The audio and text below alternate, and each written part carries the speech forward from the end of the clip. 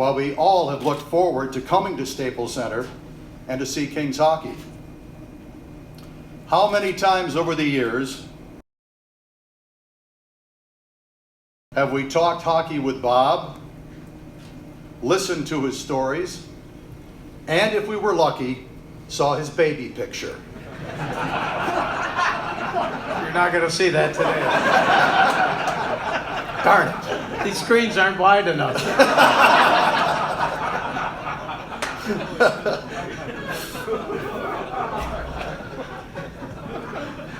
Don't hesitate to ask when the Q&A starts. Plenty of cameras here today, Bob.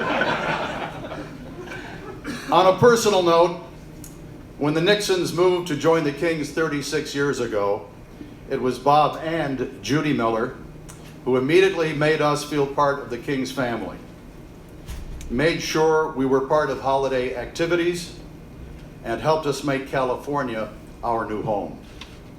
For that, my wife Carolyn and I are forever grateful. Thank you. We do consider Bob and Judy, as do I'm sure most of you, true friends. For 44 years and over 3,000 broadcasts, he has always been, always will be, always the voice of the Kings. Ladies and gentlemen, Bob Miller.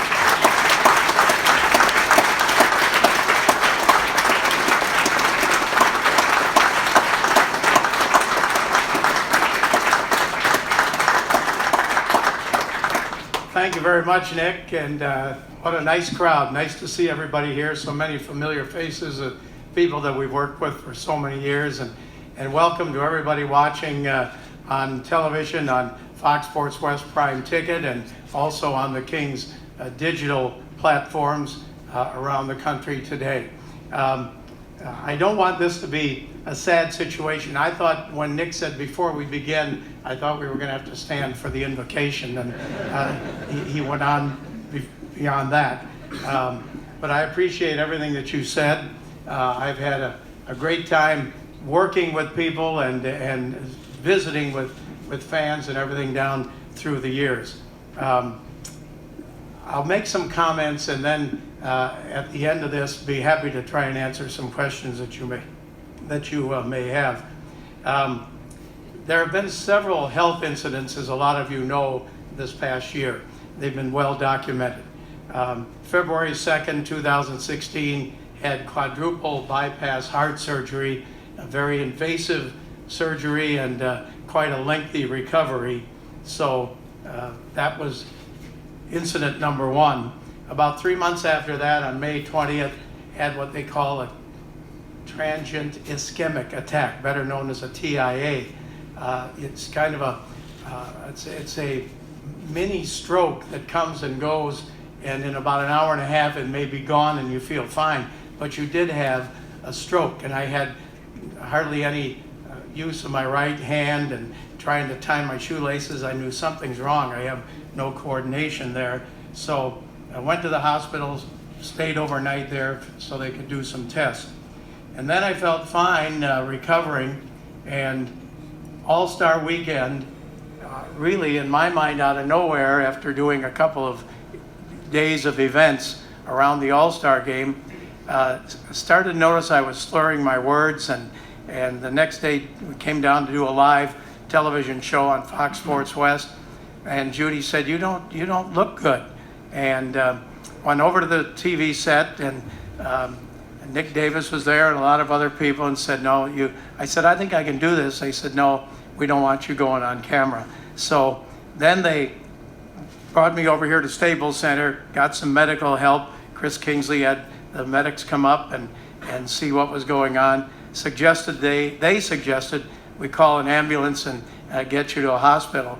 And so that's what they did. And they said, we want to keep this quiet.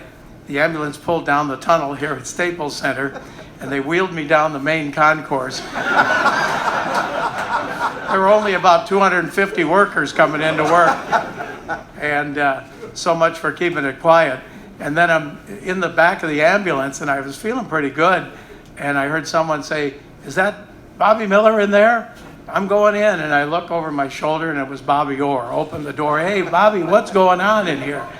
As Tom Wolfhard said, did you think you died and gone to heaven? You see Bobby Orr there. But it was very classy of him to do that.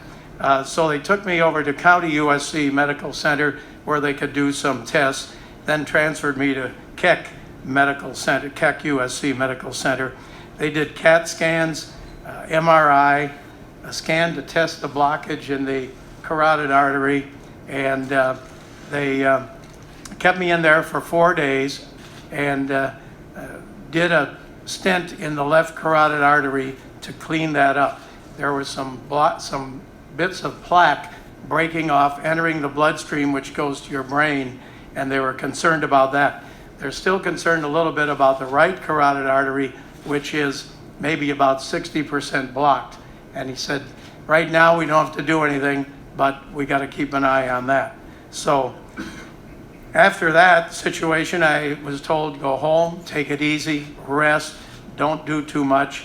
And so as Nick said, after 44 years with the Kings, as of right now, 3,351 broadcasts, 57 years in radio and TV, I think it's time to retire and hopefully have some quality time left with my family. So that's how we got to this situation here today. I want to thank a lot of people. It's nice to see Judy sitting next to me, and I'm glad the flowers I ordered got here in time.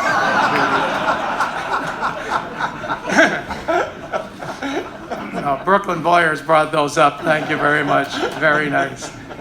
Want to thank the Kings owners, Mr. Phil Anschutz and the Anschutz Entertainment Group.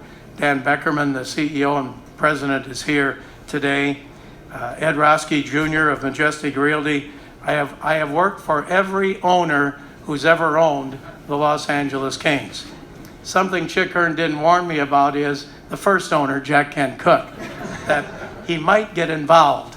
That was, to put it mildly, he was the epitome of a hands-on owner. He would call us during the broadcast, you're not doing what I told you to do. And I still remember, and he's here today, Rich Marotta. We were working in the mid-'70s, and we were in Montreal.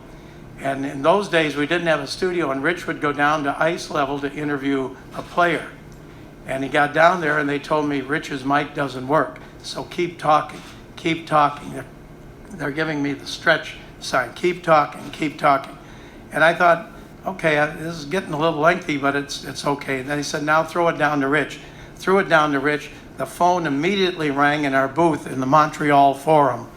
And the guy said, it's for you. I said, who is it? He said, somebody in LA.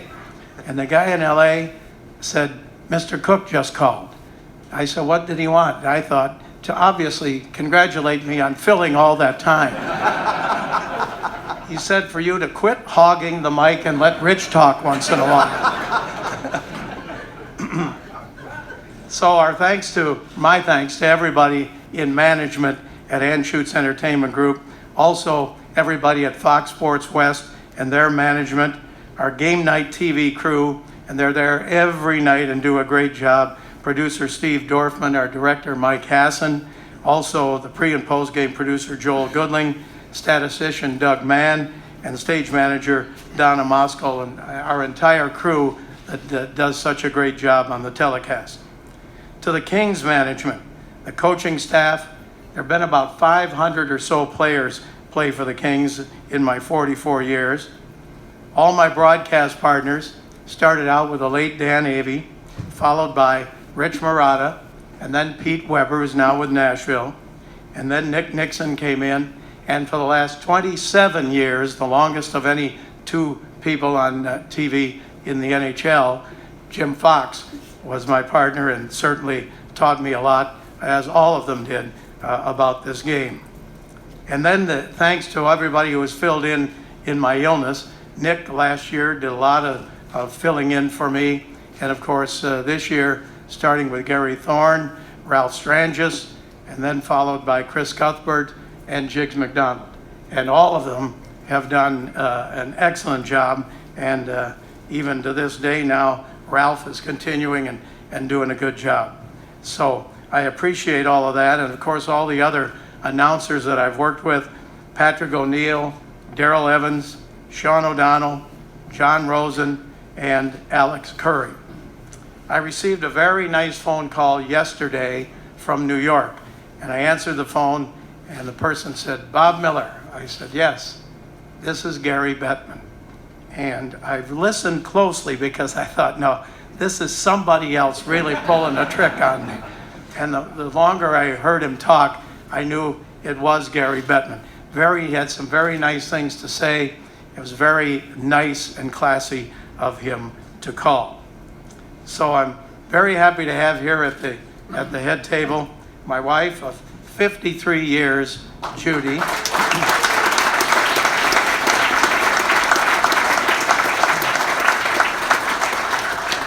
I'll tell you, the hardest thing in the world is to find a 50th wedding anniversary card for your wife.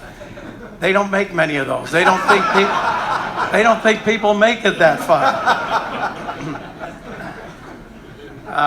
Our daughter Kristen, who couldn't be here, along with her husband Gilbert because of their work, our son Kevin, who is here today, and our grandsons Caden and Brennan. The entire family has been tremendously supportive of me down through all of these years with the Kings.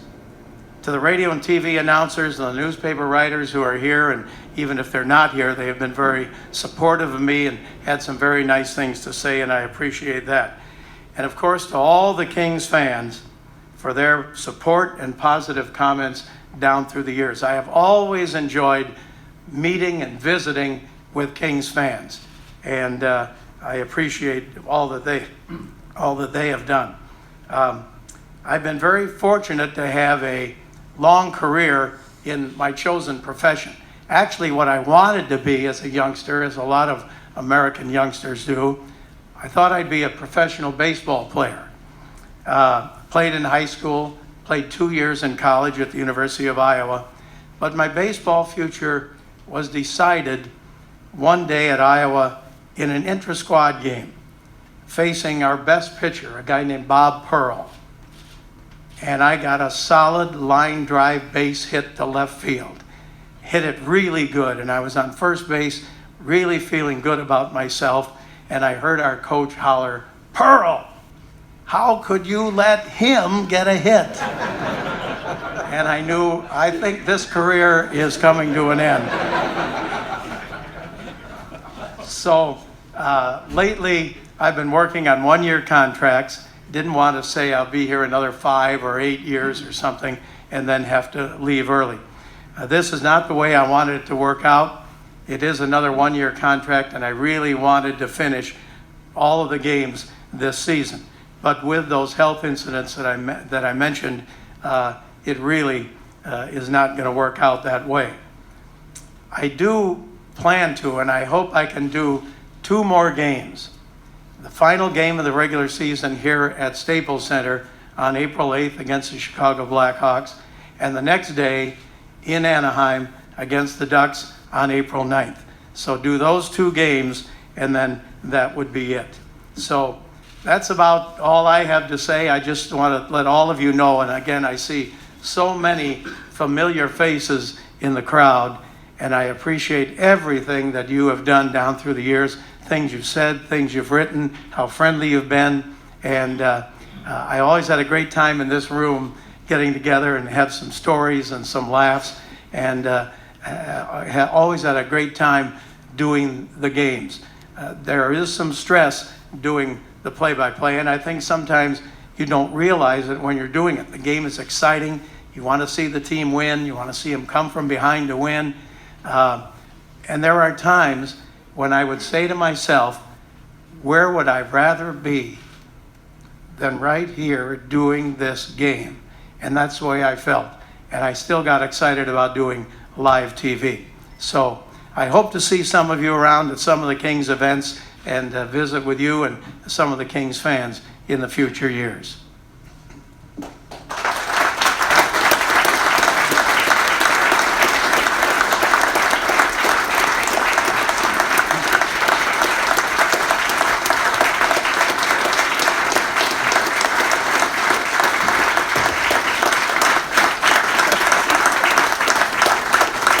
Wow.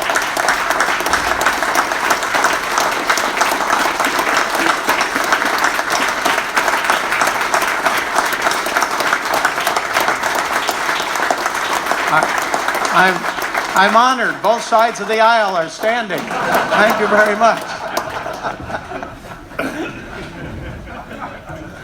Quick little segue before we get to our next speaker.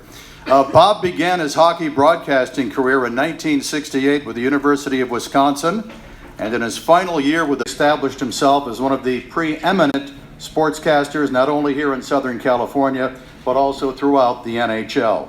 For his excellence, he has been honored on numerous occasions, and at last count, he is in no fewer than 5 different Hall of Fames. He was a charter member of the King's Hall of Fame just over 20 years ago.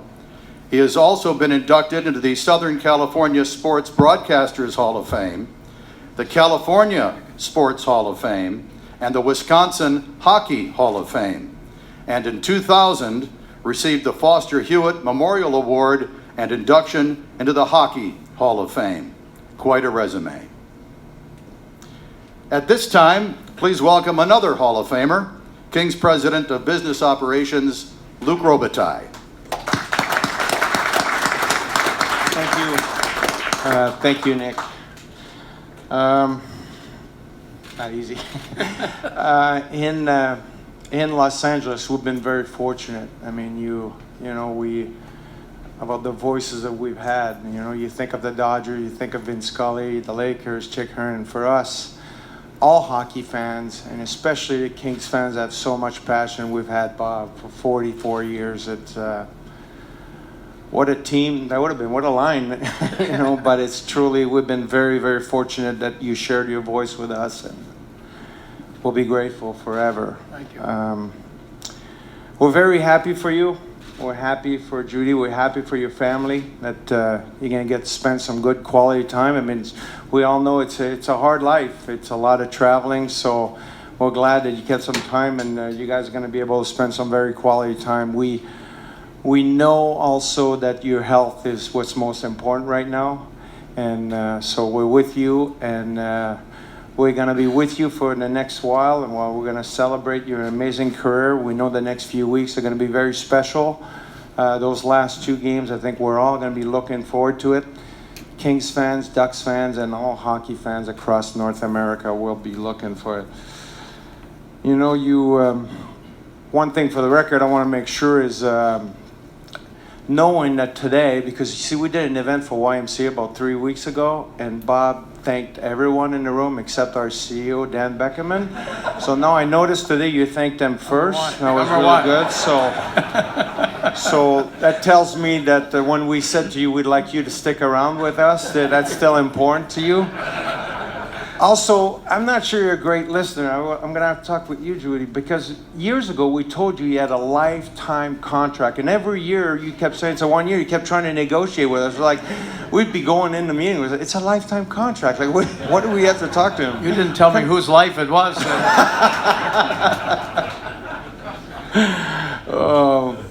Well, you pursued your life's passion with greatness.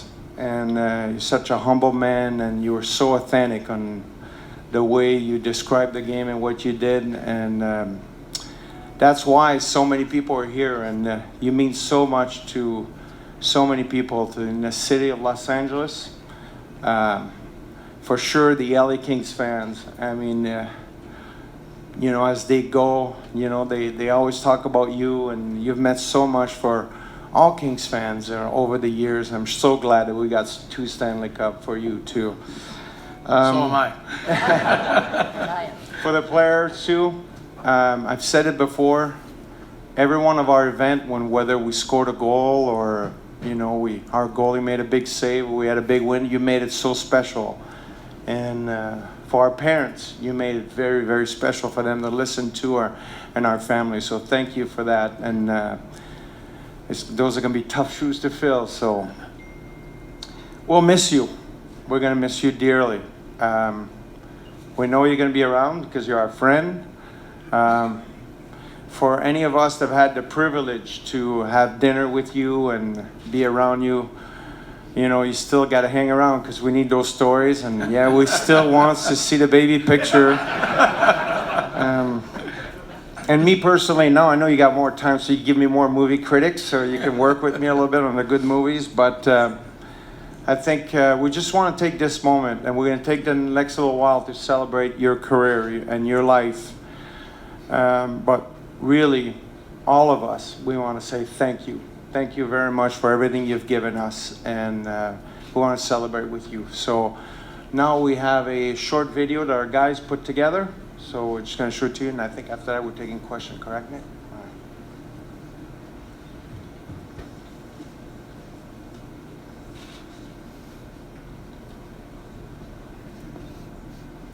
right. There was sound to the video. I'm going to put the Kings on top of Calgary. Go Kings! When you talk about hockey in Los Angeles, you talk about Bob Miller. Well, you can't have a dream and cut it. Pass ahead to Dion, looking for his 500th goal. He shoots, and he scores! There it is, his 500th goal on the draw. Shot by Evans, he scores! Like a wink and smile. As soon as he opens his mouth and you hear that voice, that's Bob Miller, and that's the LA Kings. That's what it's all about. Right side of McSorley, back in front of Gretzky, he scores! Wayne Gretzky's NHL record book is now complete. Give me a wink and a smile. Today we honor a man who on 3 occasions has been named the top television play-by-play announcer in Southern California. We go together. Forever and ever, from this day on, that plaque is going to hang in that Hall of Fame. And I want to thank each and every one of you for making this one of the most cherished days of my life. Thank you. One thing I can say about the job I'm able to work at is that every single night I have the best seat in the house because I'm watching the game, but I get to hear Bob Miller. All the frustration and disappointment of the past is gone. The 45-year drought is over. The Los Angeles Kings are indeed the kings of the National Hockey League. They are the 2012 Stanley Cup champions. Just as free. Bob's a true professional. He wants to capture the moment. Royalty reigns again in the National Hockey League. For the second time in 3 years, the Los Angeles Kings have ascended to the throne. The Kings are the 2014 Stanley Cup champions. You know, I wondered if and when the Kings do win it, what is it going to feel like? What am I going to feel like? Only hugged it twice, but they've been important. Just happy for family members who were there, who've been around for so many years, and thought, will we ever see this day? And there it was.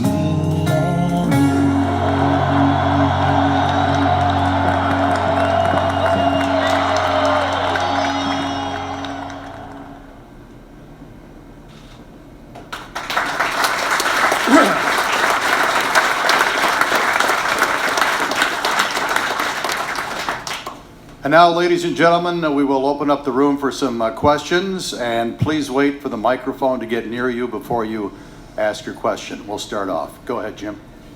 Bob, Jim Hill, CBS 2 and KCAL 9. I know, I've seen you around. Every once in a while. I appreciate that. First of all, I want to thank you for what you've done for me personally. Thank you. I can't tell you how immensely grateful I am for what you've done for me. It's really kind of amazing, Bob, because you did today what you've done so magnificently for 44 years. And that's make us feel comfortable with you behind the microphone in spite of the seriousness of the situation. How do you feel when you know you've had this tremendous impact on all of us, teaching us so much about this great game? And I'm sure you can feel the love in the room today for you. I feel very privileged to have had this job for that long and to have that kind of an impact on people. You know, a lot of times the night of a game, someone will come up to me who I didn't know, he's a fan, he's in the crowd, and say, you know, I got a letter from you, I sent you a letter 30 years ago, and you wrote back to me, and I couldn't believe that you wrote back and answered my letter, but you did. And that really makes me feel great, that it's, to me, so easy to be friendly with fans and talk to them, ask them what they do, and that makes a big impression on them. He asked me what I do for a living, and just be a friend of the fans. And that's why I've enjoyed doing that so much, and look forward to seeing so many of those fans again in the future. But yeah, it makes me feel good to hear comments like that. Thank you. Robert, Ted Sobel. Oh, hey, Ted. Former Badgers announcer, thanks to you. Much appreciated everything you've ever done. Also, you should see some of the amazing Facebook posts today and yesterday, including your former partner, Pete Weber. We all appreciate every single thing you've ever done for us, and that's from the bottom of my heart. I have a question regarding the cup, the first cup. You mentioned it there briefly in the video. And I know how emotional it is for you today, and that cup was unbelievably emotional for you. Can you get a little bit more in detail on what that really meant to cap off your career? Well, during the game, we wanted so much to win that cup, and it was amazing. In that whole playoff year, the Kings had a 3-0 lead in every series. Win one more, and it could have gone undefeated to win the cup, but it didn't happen. It was 16-4. But coming back from New Jersey, if New Jersey had won that game, that meant we're going back there for Game 7. And I'm thinking, let's not do that. Let's not go back there. And the best feeling I had was when the score was 6-1 with about 4 or 5 minutes to go. And you saw how excited my partner Jim Fox got. He was jumping all over the place. And when the fans were hollering, "We've got the cup," Jimmy is so superstitious. He's going, "No, don't say we've got the cup. There's still 5 minutes to go." But I also thought, what a great moment for Kings fans to have that much time to just celebrate, knowing that the Kings are going to win their first ever Stanley Cup, and see something that a lot of us thought we may never, ever see. Because in my case, it was getting down to where, am I going to leave here and never see a Stanley Cup? After the Kings won that, and Dustin Brown was skating around on the ice looking for me to hand me the cup, he said to Judy, "Where's Bob? I want to give him the cup." And we were doing a live TV show, post-game show, and I was on the set. And Patrick O'Neill came up and said, "I'll take over for you. They want to see you on the ice." When I got down there, the players had gone. But I did get into the locker room and got sprayed with champagne and everything. So that was worth it. But it was just a magical moment to know that we had finally won the cup. Going home, I said to Judy after one of the parties we went to, "Are we going to go to every one of these Stanley Cup parties?" She said, "Of course we are. We may never see this again." 2 years later, we saw it again. So, but it was a magical time. Hi, Bob, over here. Hi, Helene. Yeah, hi, Helene.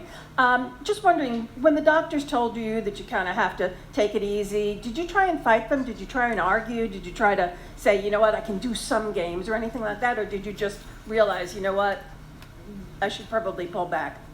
Well, I don't know if I said that, but I was thinking that because they said, "Look, you've got to go slow. You've got to take it easy."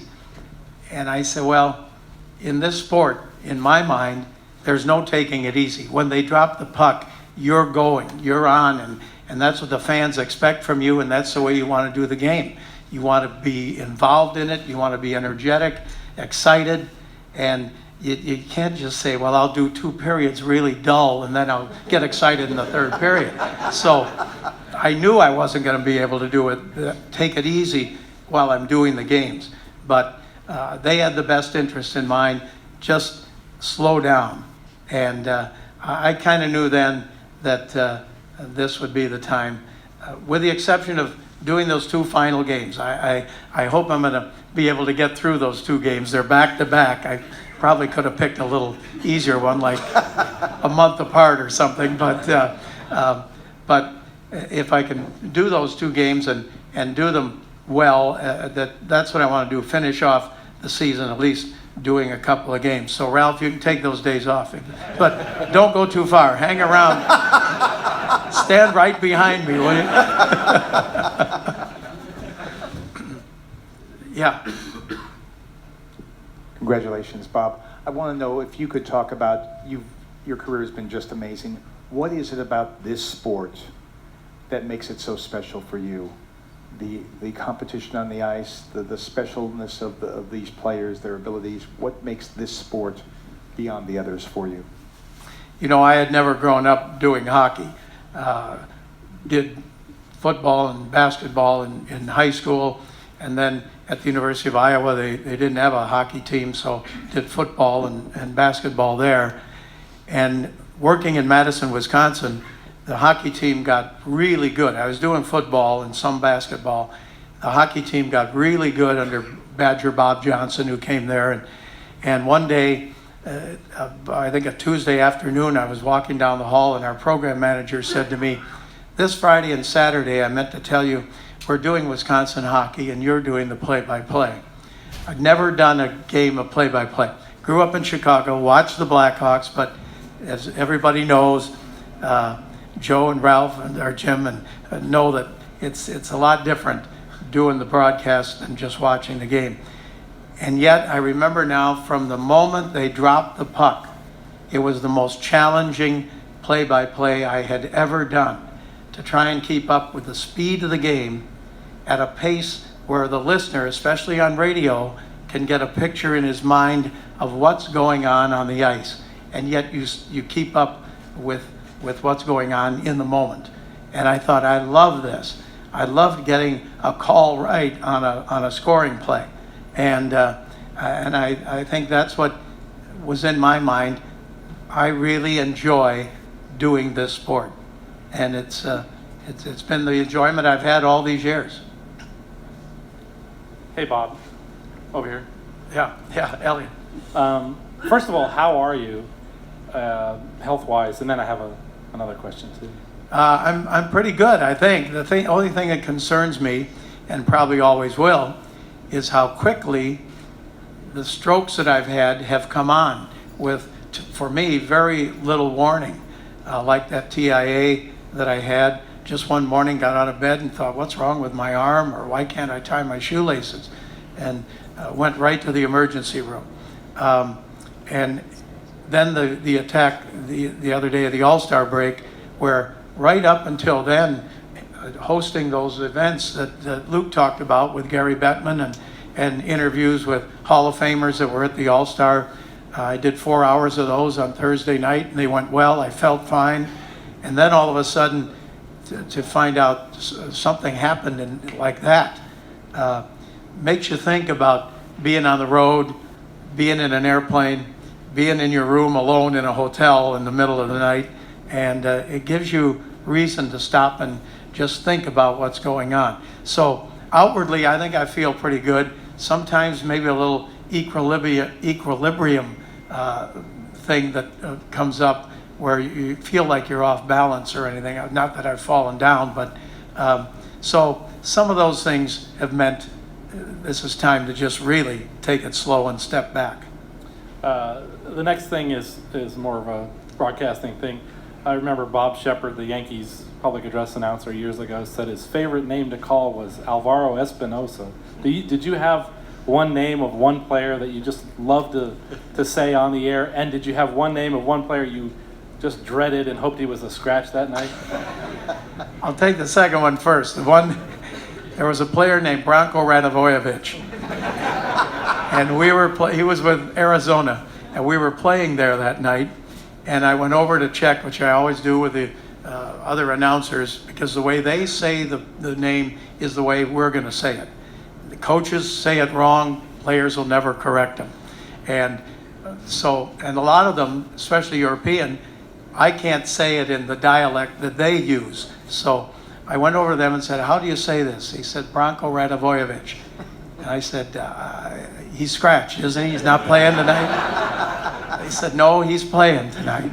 So the game started. Not only was he playing, the first 5 minutes, I don't think anybody else touched the puck. It seemed. And I couldn't remember his name. I was calling him Stojanovic and everything. And finally, the end of the period, I went back to them and I said, tell me again, how do you say this name? Branko Radivojevic. But you can be like some other guys in the league who said, yeah, well, he's not touching the puck on our broadcast tonight. So that's when you say, don't forget, we're home tomorrow night and there's season tickets available.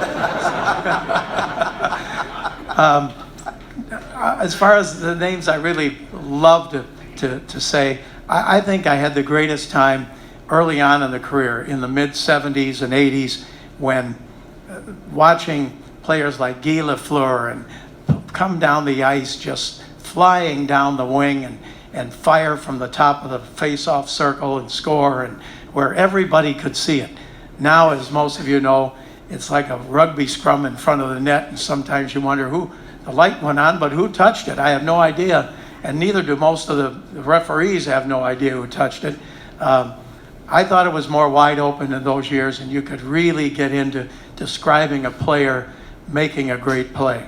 And so I don't think one name sticks out among all the others, but we had, a guy like here, Marcel Dion, Dave Taylor, the Triple Crown line. They were a joy to broadcast, because I've said this before, when they started down the ice, you could bet your house they're going to score a goal, and most times they did. Yeah, John. Bob, you just mentioned the Triple Crown line. You had Gretzky here. You had Luke up, broadcast their games. Just what's it like when you've got such talent out there on the ice, and how much more excitement it brings to the job when you have the privilege to watch such great players like some of the ones that we've just mentioned? I think it means a lot to every announcer. You're excited to go to the game and see what you might see and have a chance to describe that night. I had that feeling with Wayne Gretzky. First of all, couldn't believe they were going to make that trade. And Bruce McNall, I called him to find out supposedly how many games we're going to do on TV, because I'd heard rumors about Gretzky. And I didn't care how many games we were going to do, but I wanted to know, are you going to sign Wayne Gretzky? So I finally asked him. I said, are you going to sign Wayne Gretzky? And there was a pause, and I thought, maybe he's upset. Maybe I shouldn't have asked that. He said, tell me what you think about this. We change our colors. We have a new uniform, and the model for the new uniform is Wayne Gretzky. And I said, if you pull that off, it's going to be unbelievable. He said, I think we're going to get it done. And that was about 2 or 3 days before he did get it done.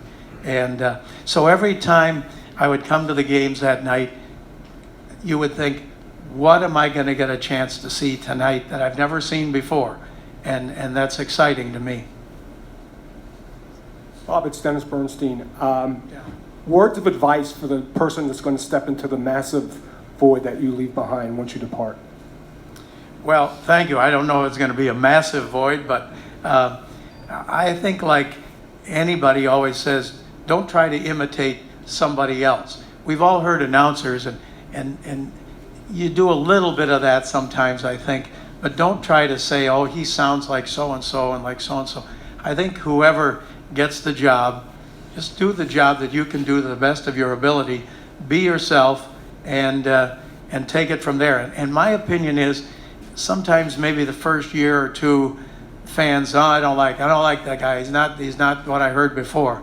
And then they get used to hearing it. You've got a whole generation of new fans coming up who are youngsters, and they're growing up listening to another voice.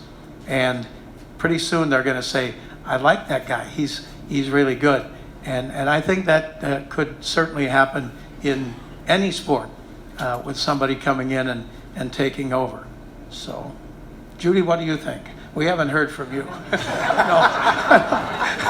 Finally, I get to speak. No, I have nothing to say. Wow, first time for everything.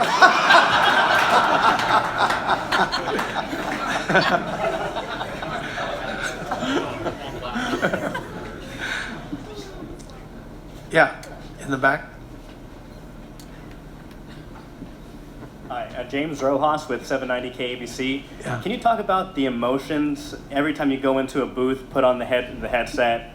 You know, what are you thinking before every game, and what are you going to miss exactly about that? I think I would miss the thrill of doing live television. That excites me that at 7:30, we're going to go on the air for 2.5, maybe 3 hours, ad-libbing the game most of the time. That we do have a script for between periods or when commercials are going to come on. But for the most part, they drop that puck and you're on your own. You don't have spotters. Jim helped out a lot, and all the guys who have worked with me certainly have helped out. And if I can't see who might have touched it, Jim sees everything. He's got that card right there in front of me, and I appreciate that. But the excitement of going on and knowing what you're going to say is live, and if you make a mistake, there's no saying, let's redo it again, I made a mistake. And so there is some pressure there. And I do think that's where some of the stress comes in, that you're trying to be accurate in player identification, call of the play, and do it to the best of your ability and try to be accurate every time. So you're not able to do that every time, but still just being live on TV would get me excited. Not nervous, but I think it's good to be keyed up a little bit. You'll do a better job when you're just keyed up like a player is at the start of a game.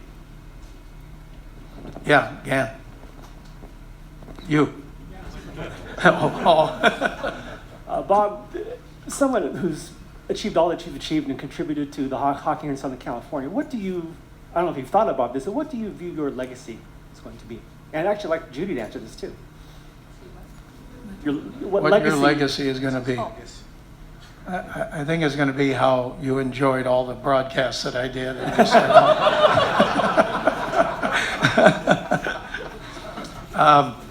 well, I would like, if you talk about a legacy, for people to say, he was a friendly guy. I went up and talked to him. He took time to talk to me. I never wanted to be walking away from someone and have him say, boy, what a jerk. I just wanted to talk to him, and he ignored me and walked away. So have that atmosphere of cooperation with fans and friendliness with fans, and have them say, hey, he spent time with me, asked me what I do for a living, and it was really nice to talk to him. And I think that's what I wanted people to remember, you know, and that we had a good time listening to the broadcast. So that would be it for me. Just have people say, hey, had a great time talking to him and really enjoyed the broadcast. Judy, what's your legacy? What are your thoughts on his legacy? I'm going to have to put up with him for... We've been married for 53 years and he's been gone for half of it. So now what am I going to do? All right, 26 and a half years. I'm looking forward to just being able to go and do what we want to do when we want to do it and not have to work around him being gone and traveling, and whatever the kids want to do, we're going to be able to go and we can go to our grandson's things at school, and it's just stuff like that. Just the normal things that families get to do that we haven't been able to do sometimes. So anyway, I think it's going to be great, and I'm looking forward to having him at home. Maybe even take a vacation during the hockey season.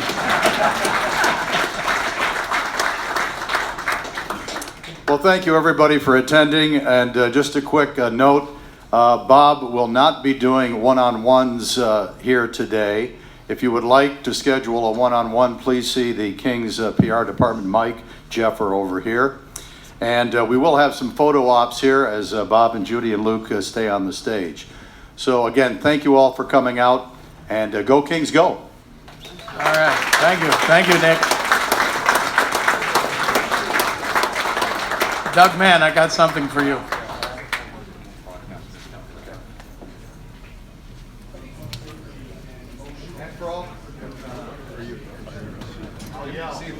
Could we have all of the ex-Kings broadcasters, please come to the front. Former Kings broadcasters. Thank you. Okay. Yep. What's up, Jimmy? How are you? Oh, cool. Thank you. Appreciate it. We'll see you around. All right. Okay. I'll be around. Okay.